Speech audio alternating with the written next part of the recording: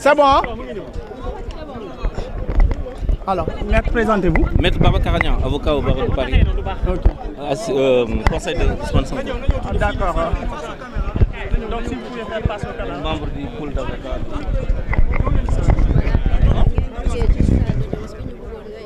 Maître, on vous demande d'avancer un peu si c'est possible. Voilà. Merci beaucoup. Audience bi, ça s'est bien déroulé. Audience bi plaidé nañu te lu ñu plaidé am nañ ci yaakaar parce que droit bu dee droit rek moo tax ñuy wax droit bi mi ngi côté Ousmane Sonko bu dee leneen nag loolu xamuñu si dara bu dee droit rek moo tax ñuy wax la décision qui a été prise mooy décision bi nga xam ne moom le juge de Ziguinchor jëloon moom le juge bi war a delloo si on attendait aujourd'hui une décision li ñu doon xaar juge bi bu ñu paree plaidoirie yi mu joxe décision am waaye juge bi nee na da koy mettre en délibéré ba le 14 à 9h ci lay rendre décision am donc loolu nañuy xaar nañ loolu nañ jëlee si audience bi waaye lépp li nga xam ne mooy argument de droit li nga xam ni mooy argument yi nga xam ne moom ci luñ mën a sukkandiku lépp tout est en faveur de Ousmane Sonko. Loolu c'est une réalité, mais on attend la décision, on est confiant, on espère que le droit sera dit et ce ne serait que justice. Mais maître, est-ce que vous pouvez revenir un peu sur les tribunal parce que nous avons quelques altercations les avocats de Sonko et le juge. Déjà, est-ce que vous pouvez revenir un peu sur les tribunal? Oui, il y a eu affaire avocat et juge dans le cadre d'une plaidoirie. Loolu mooy lan mooy de manière générale balaa audience di commencer il faut que ñu organiser temps avocat yi il faut que ñu wax ñaata temps nañu wax parce que pour avocat Ousmane Sonko yi tamit dañoo war a ñëw pour défendre seen client ci anam yu mu gën a anam yu gën a leer donc c'est pour cela que on a demandé plus de temps pour pouvoir plaider en profondeur le dossier et c'est ce qu'on a fait voilà.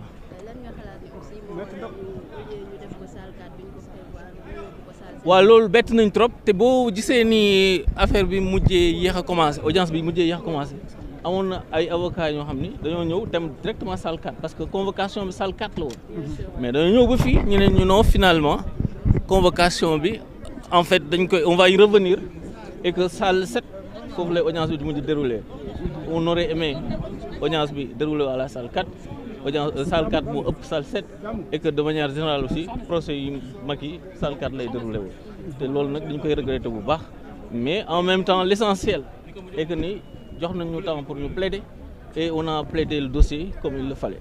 Voilà. Maintenant, qu'est-ce qu'on peut attendre peut-être après le 14 bu fekkente ne juge bi ak décision bu mu mën di jël lu ñu mën a xaar ci yéen avocats yi ak yéen ñi nga xamante ne ànd ak Ousmane Sonko. waaw en fait loolu bien entendu décision bi bu génnee et on espère que la décision sera en faveur du président Ousmane Sonko bu boobaa bien entendu état du Sénégal lu mu def dinañ ko si topp. Et si c'est le contraire? Si c'est le contraire dinañ dem rendre compte à notre client puisque c'est le client qui décide nous ne sommes et assistant client bi lu mu décidé dinañ ko def ci nu gën a rafete te lenn am na te que on est prêt à en découdre mooy maanaam xeex bi jaxagul ñu ngi espérer am si ndam mais ak nu mu munti demee dinañ continuer xeex bi ba Ousmane Sonko nekk candidat inchallah au présidentiel de 2024. Est-ce que quand woo agent judiciaire de l'État tey indi leen lu bees loo xamante ni war na mën a tax maanaam avocat Ousmane Sonko xaw a am njàqare tuuti ci procès.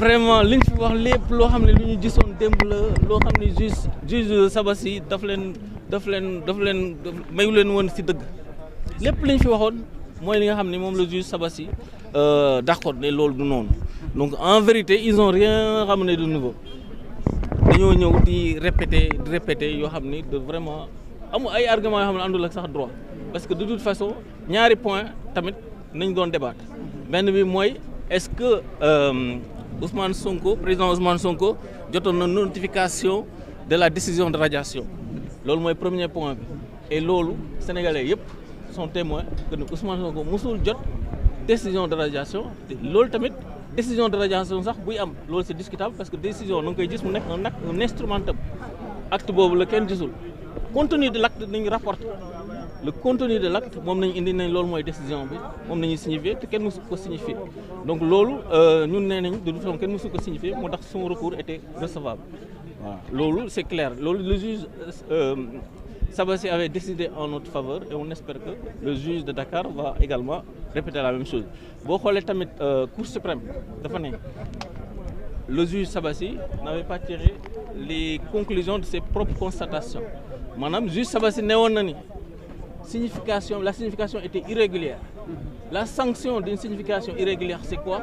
Signification irrégulière, moi, nullité de la signation. Mais le juge avait considéré que la signification était sans effet. Voilà. Donc, l'ol motax affaire yi tamit on est confiant sur côté boobu. Décision bi beneen point bi ñu doon débattre mooy sur le fond ndax contumace mi ngi am ba léegi waaye affaire yi caaxaan la parce que boo xoolee même chronologie fait yi boo xoolee bu baax Ousmane Sonko ñu ngi ko jàpp le 28 juillet décision bi naan da koy radier ñu ngi ko jël le 22 te entre temps jàpp nañ ko te bu ñu ko jàppee l'article 316 nee na toutes les formalités et tout ce qui a été décidé qui a été fait et anéanti de plein droit maanaam lépp li nga xam ne defoon nañ ko dañ koy annuler donc en gros sur le fond sur les deux points qui ont été débattus mooy recevabilité bi ak sur le bien fondé yooyu yëpp on est confiant et on espère que le juge va nous suivre. Dernière question maanaam décision bi nga xamante ni le 14 la ko juge bi war a joxe. waaw est-ce que ça demande votre présence oui ou non wala communiqué lay doon nii rek. décision bi juge bi day ñëw rendre ko fii day ñëw lire ko te bu boobaa ñëpp dinañ ñëw déglu lu muy wax parce que tamit c'est un instant solennel c'est un instant important qui implique tous les Sénégalais parce que Sénégalais yëpp bëgg Ousmane Sonko bokk ci élections yi mu nekk des élections inclusives nit yi am liberté de choix de leur candidat donc loolu tamit c'est important que moom mu ñëw assumer sa décision lire ko bu boobaa ñun tamit dinañ ñëw taxaw pour déglu lu muy wax ndax lu muy wax li ça intéresse tout le peuple sénégalais aussi. Alors, si vous pouvez faire le résumé en français. Très rapidement, l'audience s'est très bien déroulée. Le juge a décidé de mettre la décision en délibéré. Donc la décision interviendra le 14 à 9h. Nous attendons bien entendu une décision de confirmation ou plutôt une décision qui consistera à redire ce que le premier juge a déjà dit, c'est-à-dire que le président Ousmane Sonko n'est pas forclos dans son recours, il était dans les délais pour pouvoir attaquer la décision de radiation. Nous espérons également que le juge va également décider que la demande d'annulation de la décision de radiation sera une décision annulée, puisque en vérité, la contumace n'a jamais eu lieu. La contumace a eu lieu, elle a été anéantie de plein droit le jour où Ousmane Sonko a été appréhendé, arrêté. Maintenant qu'on nous dise oui, il y a une arrestation pour un point qui est différent d'une arrestation d'un autre point, ça ce n'est que de la rigolade, ce ne sont que des arguties qui sont ridicules et cela n'est pas acceptable. Donc c'est pour ces raisons que nous sommes confiants, nous restons confiants, nous pensons que le droit sera dit le 14 et que bien entendu le peuple sénégalais aura le choix aux élections de 2024 de choisir librement entre le candidat du système et le candidat anti-système. Et c'est ce qui est important et ce qui est important à retenir que en fait voilà, nous attendons tous une décision favorable et on espère que la décision sera favorable. Mais est-ce que par exemple vous pouvez revenir sur le déroulement de l'audience depuis ce matin vous étiez là? Oui, l'audience d'abord ce qui s'est passé à l'intérieur. L'audience s'est déroulée d'abord par une petite organisation sur le temps de parole des avocats. Et le juge a accordé 4 heures à chaque partie. Donc les avocats du président Ousmane Sonko ont plaidé en premier puisqu'ils sont en demande. Puis il y a eu une suspension et que par la suite les avocats de l'État ont plaidé. Il faudrait relever que les avocats du président Ousmane Sonko ont plaidé en droit. Ils ont argumenté les choses, ils ont expliqué aux juges l'enjeu de cette décision et que bien entendu nous gardons espoir que le droit sera dit. Et si le droit est dit, le président Ousmane Sonko va avoir une décision favorable. Est-ce que vous avez eu des explications par rapport au changement dû à la salle? Par rapport à la salle, ça apparemment c'est une question d'organisation. Apparemment c'est une question d'organisation, mais nous regrettons le fait que la salle soit délocalisée sans que nous soyons informés, puisque nos confrères étaient déjà à la salle 4. mais ce n'est qu'un phénomène. C'est que par la suite, qu'on nous a informé que l'audience devait avoir lieu à la salle 7. Et nous regrettons tout cela. Est-ce que le camp adverse a amené des éléments nouveaux lors de cette audience? Ils n'ont ramené aucun élément nouveau. Ils ont essayé d'étaler des éléments qui ont été rejetés par le juge de Ziguinchor. Ils ont essayé de se débattre dans des arguments qui n'ont rien à voir avec l'audience. Quelquefois même on se demandait, mais où est-ce qu'ils ont appris leurs droits? Et c'est ça qui est inquiétant. C'est de voir des avocats en vérité qui défendent une cause. On est d'accord, l'avocat défend une partie. Mais en même temps, on aurait aimé que le débat soit juridique. Mais de l'autre côté, du côté d'en face, le débat n'a pas été vraiment un débat juridique. Et c'est ça que nous regrettons. Et nous considérons que le juge va rendre sa décision en droit. Et en droit, le président Ousmane Sonko, on espère qu'il va gagner. Concernant cette décision, pensez-vous que le juge va faire un communiqué ou ça va demander à ce que vous reveniez ici?